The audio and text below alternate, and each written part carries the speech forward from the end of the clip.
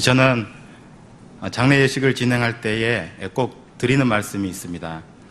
하나님께서 세상을 창조하실 때에 하나님께서 인간은 하나님께서 흙으로 빚으시고 그리고 그 코에 생기를 하고 불어넣어 주셨죠.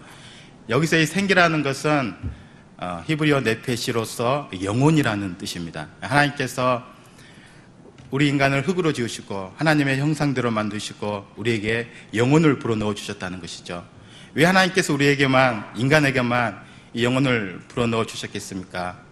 하나님 당신이 영적인 존재이시기 때문에, 하나님께서 영적인 존재이시기 때문에 하나님께서는 우리 하나님의 형상대로 빚으신 우리 인간과 함께 끊임없이 영적인 교제와 영적인 사귐과 영적인 교통을 하기를 원하신다는 것이죠.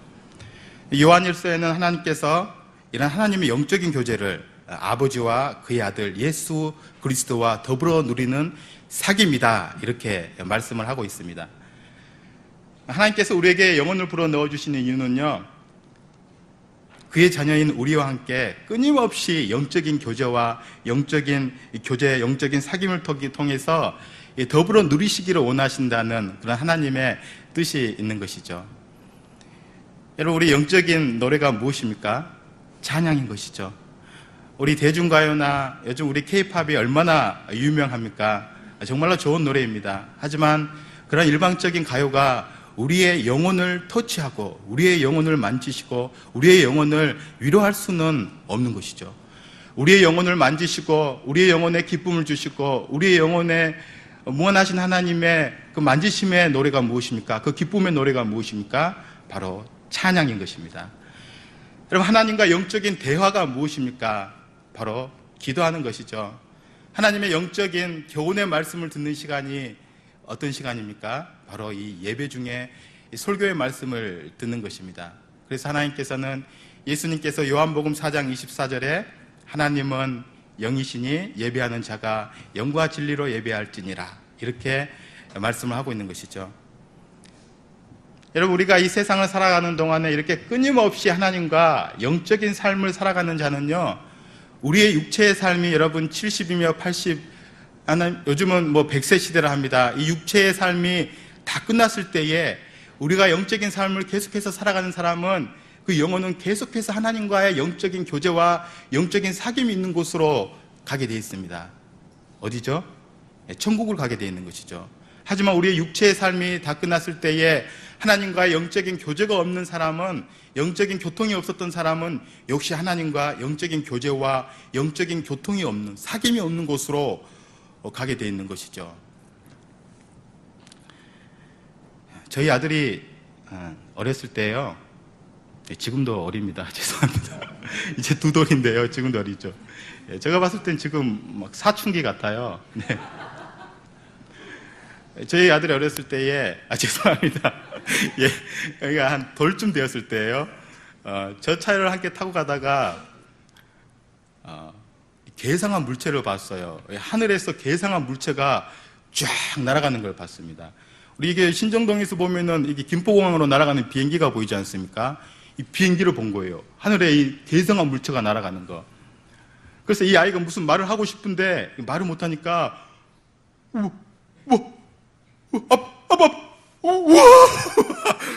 우와 막 이러는 거예요. 너무나도 좋아하는 거예요, 비행기를 보고 나서. 그래서 이 아이가 이 비행기를 한번 보고 나서 집에서 밥을 먹다가도 이 비행기 소리가 지나가면은요, 비행기 소리가 들리면은 아빠 우와 하면서 막 베란다로 뛰어가는 거예요. 그래서 제가 생각을 하다가 이렇게 비행기를 좋아하니까 한번 김포공항에 한번 데려가야 되겠다 싶은 생각이 들어서 이 아이를 데리고 이 김포공항 이 전망대를 데리고 왔습니다. 여러분, 이 김포공항 전망대에 가면은요, 전망대에 딱 들어가 서는 순간 이 활주로에 있는 모든 비행기가 눈앞에 쫙 펼쳐지는 거예요. 예. 이 아이가 엘리베이터를 타고 나서 이 전망대에 올라가서요, 전망대 문을 딱 여는 순간 거의 아이가 이 이성을 잃어버렸습니다. 이성을 잃어버렸더니 우와 하면서 정신없이 뛰어다니면서 우와 하면서 좋아하는 거예요. 제가 그 모습을 보면서 그런 생각이 들었습니다. 우리가 이 천국이란 것은 침노하는 자들의 것이다. 믿음이란 것은 바라는 것들이 실상으로 드러나는 것이다. 여러분, 이 천국은 이렇게 끊임없이 소망하고 바라보는 자들의 눈앞에 펼쳐지는 것이 바로 이 천국의 은혜인 것입니다. 여러분, 이 극지방에 가면은 이 빙하가 있습니다. 물 위에 떠 있는 빙하를 보는 것이죠. 여러분, 빙하를 보면은요, 물 위에 떠 있는 모습만 보면은 그리 커 보이지가 않죠. 하지만 이 빙하의 실체는 물속에 어마어마한 이 빙하의 실체가 있습니다. 우리의 육체의 삶은 단지 물 위에 떠 있는 눈에 보이는 빙하의 모습인 것이고, 영적인 삶, 비록 눈에는 보이지 않지만은 어마어마한 영원한 삶이 있다는 것입니다. 바로 우리 그리스도인이 영적인 삶을 살아야 하는 이유가 바로 여기에 있는 것입니다. 고린도후서 4장 18절에 그래서 이런 말씀이 있죠. 우리가 주목하는 것은 보이는 것이 아니요 보이지 않는 것이니 보이는 것은 잠깐이요 보이지 않는 것은 영원함이라. 우리가 여러분 이 영원한 삶을 향해서 끊임없이 다림박질하는 우리 귀한 교우들이 되기를 주님 이름으로 축원합니다. 이번에 어느 집사님께서 어머니 장례를 마치시고 그런 고백을 하는 것을 제가 옆에서 들을 수가 있었습니다. 어머니 장례를 치르면서 느낀 것은 이 세상은 단지 저 천국을 가기 위해 준비하는 곳이다. 여러분, 이 세상은 단지 저 천국을 가기 위해 준비하는 곳이다. 제가 여러 번 드린 예화가 있습니다. 어느 사람이 있었는데 이 사람은 자기가 죽으면은 당연히 지옥을 갈 거라고 생각했던 사람이 있었어요. 어느 날 이 사람이 꿈을 꾸었는데 자기가 천국 문 앞에 서 있더랍니다. 나는 당연히 지옥 갈 거라고 생각했는데 베드로가 물어보더래요. 당신 천국 가고 싶소? 지옥 가고 싶소? 웬걸 나는 지옥 갈 거라 생각했는데. 그래서 이 사람이 물어보기를 그러면은 천국이 어떤 곳인지 지옥이 어떤 곳인지 한번 볼 수 있습니까? 하니까 이 베드로가 그 사람에게 이 관광비자를 끊어주더랍니다. 이 관광비자를 주더라고요. 그래서 이 관광비자를 손에 들고 천국에 가보니까 수많은 사람들이 흰 옷을 입고 하나님 앞에서 함께 찬양하고 예배하고 기도드리는 삶을 살아간다는 거예요. 잠깐 자기도 그런 생활을 해보니까 도저히 견딜 수가 없더랍니다. 도저히 견딜 수가 없는, 해보지 않았기 때문에. 이거는 도저히 내 스타일이 아닌 거예요. 그래서 이 베드로에게 이번 내가 한번 지옥을 한번 가보고 싶습니다. 지옥을 관광비자로 가지고 가봤더니 웬걸 내가 세상에서 좋아하는 것들이 다 있더랍니다. 수많은 카지노와 술집들, 단란주점, 룸살롱, 사람들은 전부 다 술에 취해 있고 마약에 취해 있고 흥청망청 사는 거예요. 이거 보니까 내가 너무나도 좋아하는 것들이죠. 너무나도 내 스타일인 거예요. 그래서 베드로에게 말하기를 나는 그러면은 지옥을 가겠어 그랬다는 것이죠. 지옥을 가겠어. 그래서 베드로가 이번에 영주권을 주고 이 지옥을 간 거예요. 이 사람이 영주권을 가지고 지옥을 간 거예요. 그랬더니 여러분 웬걸 그 뜨거운 불구덩이 속에서 이 사람이 고통받는 거예요. 뜨거운 불구덩이 속에서 고통받다가 이보시오 내가 예전에 봤던 그런 카지노와 술집과 이 수많은 것들을 다 어디에 갔어 하니까 그때는 당신 관광비자로 갔었고 이번에는 영주권을 가지고 간 것이요 할 때 이 꿈에서 깨었다고 합니다. 여러분 제가 많이 들었던 이야기인데요. 우리가 살아가는 이 세상이 바로 여러분 관광비자를 가지고 이 세상에 살아가는 것입니다. 하나님의 피로 세우신 이 교회는요 하늘의 천국을 그대로 이 지상에 옮겨놓은 천국의 모델인 것입니다. 우리가 이 교회에서 천국 시민이 되어가는 과정에 있는 것입니다. 끊임없이 훈련되어지는 것이죠. 죄 많고 욕심 많은 내 자신이 먼저 그리스도의 보혈로 말미암아서 그 보혈의 은혜로 말미암아서 정결하게 변모되어지는 그런 과정에 있는 것이 바로 이 세상인 것이고 우리 교회를 통해서 하나님께서는 우리를 천국 시민으로 훈련시켜져 가는 것입니다. 여러분 그래서 초대교회가 어땠습니까? 초대교회 수많은 백성들은 여러분 모이기에 힘썼죠. 모이면 무엇 했습니까? 기도했지 않습니까? 그들이 모이고 기도한 이유가 바로 여기에 있는 것입니다. 우리가 저 천국에 가면은요 다들 우리가 한 아버지를 섬기는 자녀들이 됩니다. 한 아버지를 섬기는 하나님의 자녀들. 그럼 우리 서로 관계가 어떻게 됩니까? 형제 자매가 되는 것이죠. 그리스도 안에서. 제가 비록 이 자리에서는 목사로 있지만은요, 천국에 가면은, 형님, 그럴 수도 있어요. 오늘부터 연습을 좀 해야 되겠습니다. 제가 한 번은 어떤 권사님에게, 누구누구 누님 그랬더니 기겁을 하면서 도망가시더라고요. 여러분, 이 천국의 소망이란 것은 바로 예수 그리스도의 보혈의 은혜로만이 가능한 것입니다. 여러분, 기독교는 그리 복잡한 종교가 아니에요. 여러분, 기독교는 정말로 이 단순한 종교가 바로 여러분 기독교인 것이죠. 여러분, 진리가 무엇입니까? 예수 그리스도입니다. 예수 그리스도. 성경이 무엇입니까? 예수 그리스도입니다. 여러분, 이 기독교는 예수 그리스도 사건에 있는 것이죠. 여러분, 내가 의지해야 할 분이 누구입니까? 예수 그리스도인 것이죠. 나의 소망이 누굽니까? 예수 그리스도입니다. 여러분, 이렇게 기독교는 복잡한 종교가 아니에요. 기독교는 이 예수 그리스도 사건 하나에 다 집합되어 있는 것이 바로 이 기독교인 것이죠.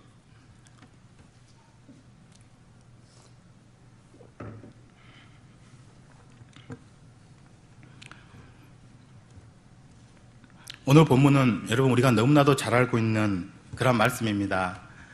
이스라엘 백성들이 그 애굽 땅에서 400여 년 동안에 정말로 노예로 종으로 고통받는 그런 세월들을 보냈지 않습니까?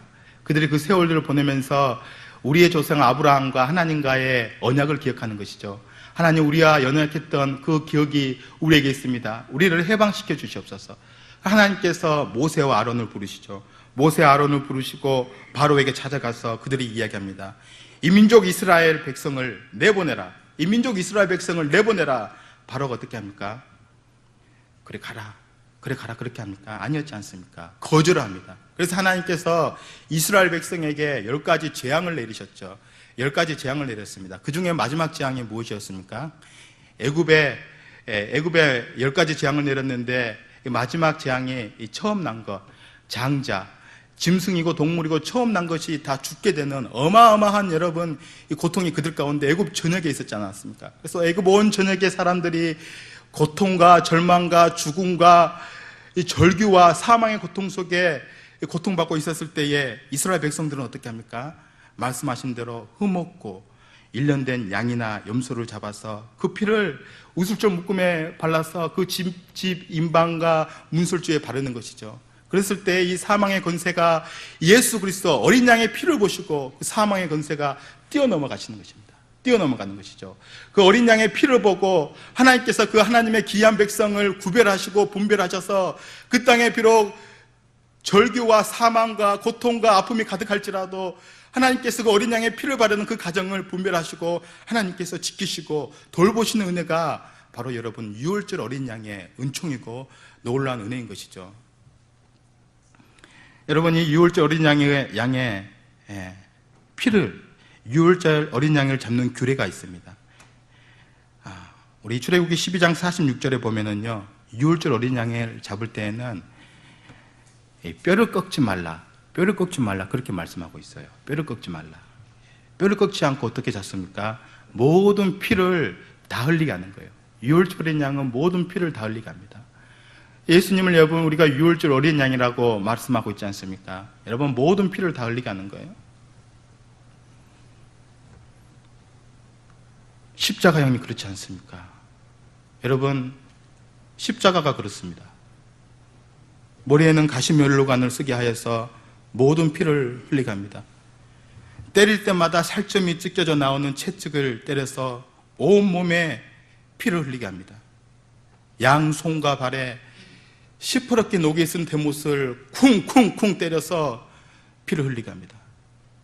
그 중동의 뜨거운 태양볕 아래에 매달아서 최후에 남은 피 한 방울까지 흘리게 하는 게 바로 여러분 십자가형이에요.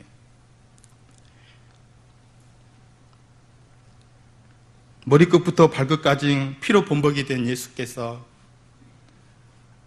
아빠 괴롭습니다. 아빠 어찌하여 나를 버리십니까? 여러분 이 세상에 누가 남의 죄가로 인하여 내 아들을 이렇게 처참하게 누가 과연 내어놓을 수 있습니까? 아들이 십자가에서 아빠 내가 괴롭습니다. 아빠 어찌하여 나를 버리십니까? 그 죽어가는 아들을 보고만 있어야 하는 부모가 세상에 어디에 있겠습니까?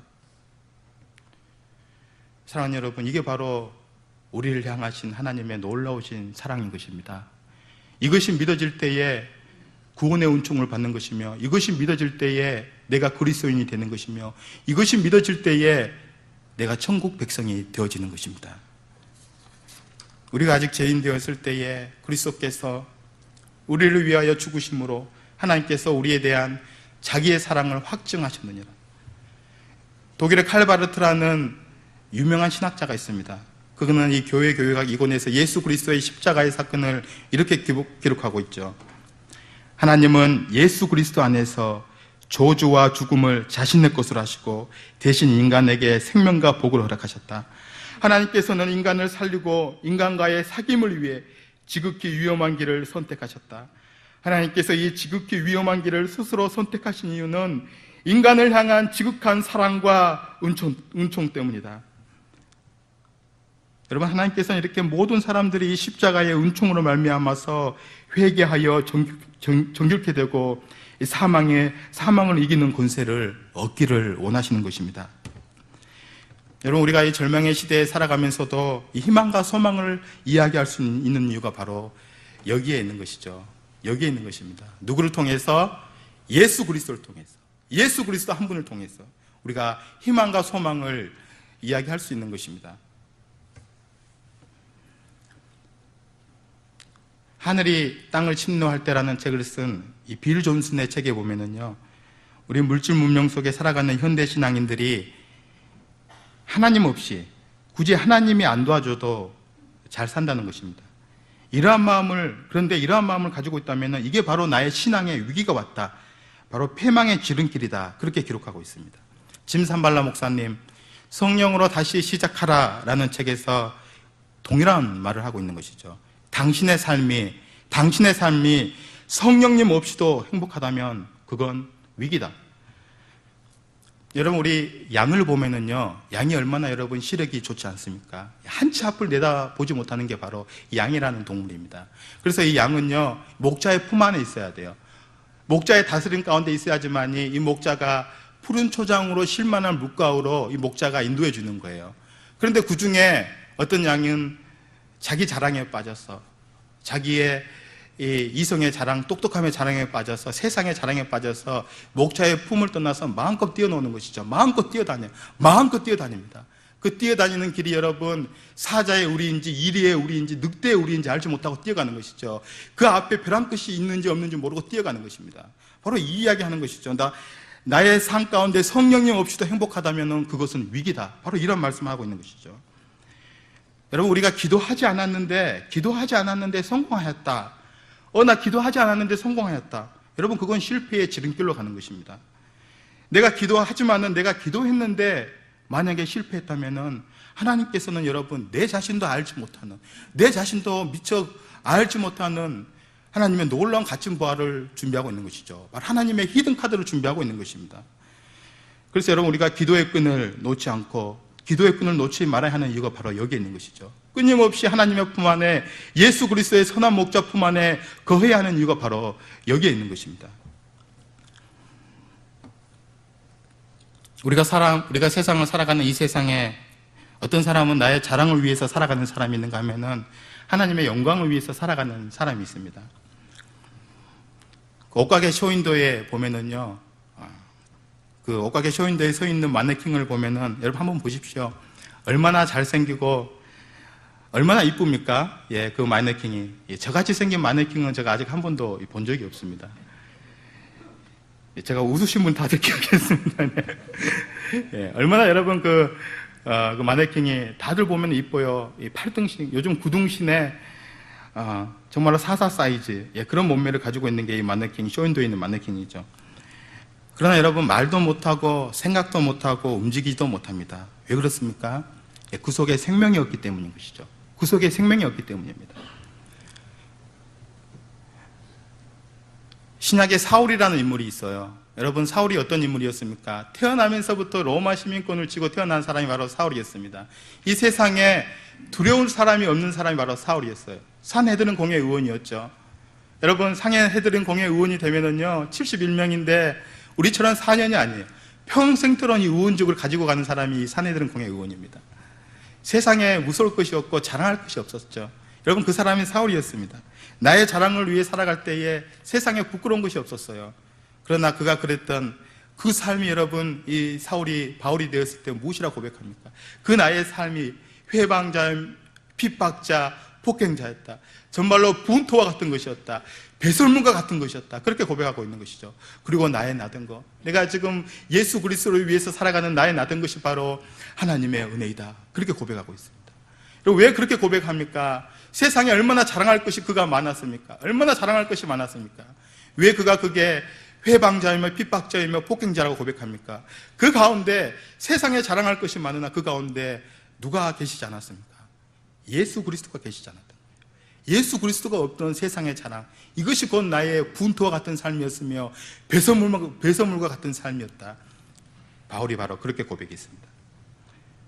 바로 예수의 흔적이 없는, 생명이 없는 마네킹 같은 신앙을 가지고 있었다는 것이죠.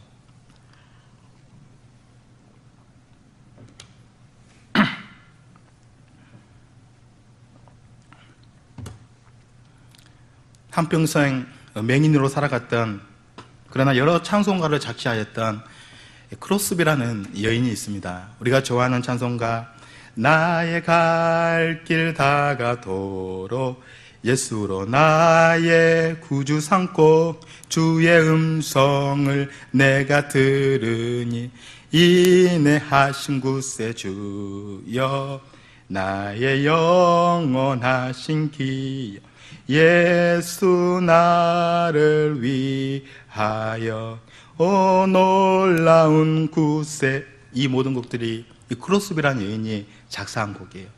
근데 이 크로스비라는 여인은 태어날 때부터 태어난 지 6주 만에 맹인이 되었던 그런 슬픈 여인이었습니다. 정말로 세상을 살아가면서 얼마나 세상이 원망스러웠으며 자기가 원망스러웠겠습니까?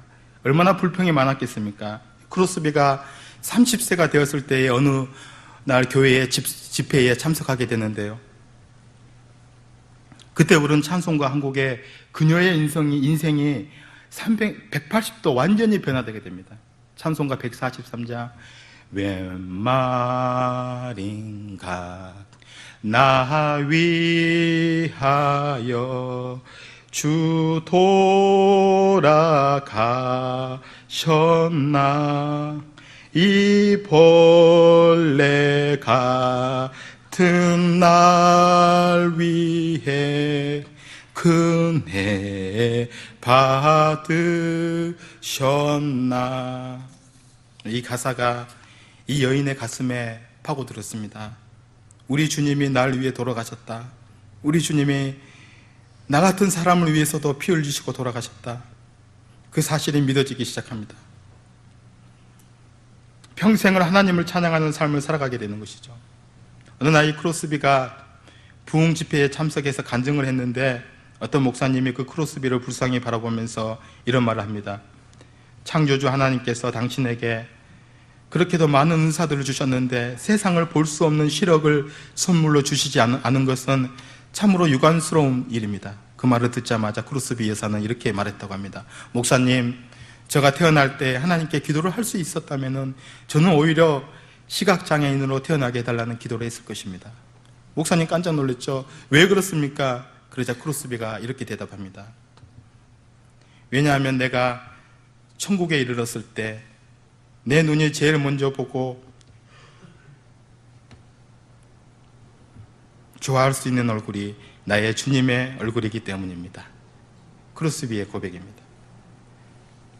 여러분, 우리나라에도 크로스비와 같은 분이 한 분 계시죠.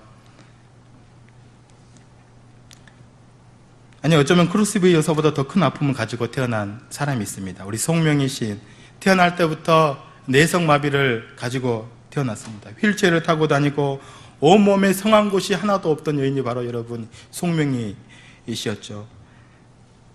그분이 얼마나 인생을 살아가면서 본인의 모습을 보면서 불평과 원망이 많았겠습니까? 그러나 그가 불렀던 찬양이 무엇입니까? 공평하신 하나님을 찬양합니다. 공평하신 하나님. 공평하신 하나님이 나 남이 가진 건 나 없지만 공평하신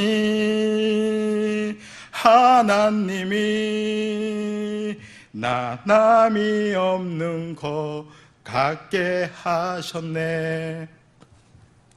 나 남이 가진 건 나 없지만은, 재물이 없고 지식이 없고 건강이 없지만은 예수 그리스도로 인해서 남이 보지 못한 것을 보게 됨을 찬양하고, 예수 그리스도로 인하여서 남이 듣지 못한 음성을 듣게 됨을 찬양합니다. 그분의 시 중에 이러한 글귀가 있습니다. 조금만 읽어드리겠습니다.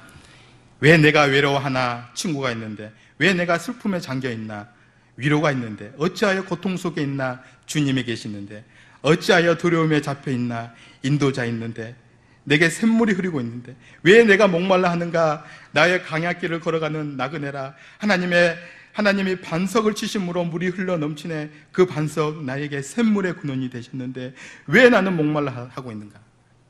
그분의 시 중에 한 구절입니다. 여러분, 우리가 흔히 20세기 세계 교회에 가장 영향력이 있는 신학자가 누구냐라고 하면은요, 우리 독일 트빙겐 대학의 위르겐 몰트만이라는 교수가 있어요. 얼마 전에 작년에 위르겐 몰트만이라는 늙은 90세가 된 노교수가 우리 교단 신학교인 장로회 신학대학교에 방문하셨습니다. 지금 우리 장신대 총장님, 김용영 총장님도 그분의 제자세요. 당시 신학의 패러다임을 바꾸고 전 세계의 교회를 하여금 행동할 수 있는 용기와 희망을 준 책이 바로 그의 저서인 희망의 신학이라는 책이 있습니다. 희망의 신학. 저도 신학생일 때에요, 읽었던 그 책을 다시 꺼내서 한번 이렇게 훑어보았습니다. 훑어보았더니 이러한 글에 이렇게 밑줄이 그어져 있었습니다. 한번 읽어드리겠습니다. 기도는 우리를 하나님의 세계로 인도한다. 깨어있을 때 우리의 눈은 만물 안에 계시는 하나님을 볼 수 있도록 열린다. 이러한 글귀에, 그분 저서에 이러한 글귀에 제가 밑줄을 쳐놓은 것을 볼 수가 있었습니다. 여러분, 그는 이 20세기를 빛낸 위대한 신학자 몰트만, 그의 역작 희망의 신학 출판된 지 50년이 되는 해에 그는 한국에서 그의 신학적인 성명서를 발표를 하죠. 희망이란 무엇인가? 십자가에 달리신 하나님, 그 안에도 희망이 있는가? 그렇다. 그리스도께서 자신의 고난과 죽음을 통해 희망 없는 자들, 고통당하는 자들, 그리고 죽어가는 자들에게 주시는 희망이다.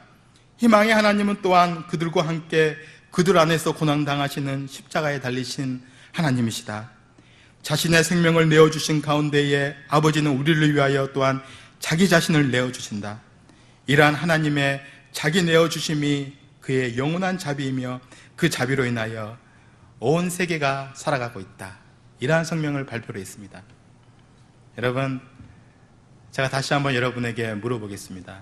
여러분이 대답하십시오. 여러분, 진리가 무엇입니까? 예수 그리스도인 것이죠. 다시 묻겠습니다. 진리가 무엇입니까? 예수 그리스도. 성경이 무엇입니까? 예수 그리스도. 내가 의지할 분이 누굽니까? 예수 그리스도. 나의 소망이 누굽니까? 예수 그리스도. 기도하시겠습니다.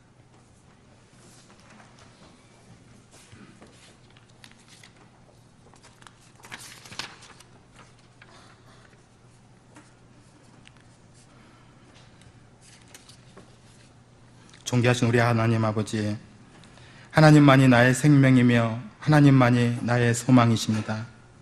그 놀랍고 크신 은총이 오늘 하루도 이 민족과 이 나라 가운데 또한 우리 가운데 충만하게 역사하여 주시옵소서. 예수님의 이름으로 기도합니다. 아멘.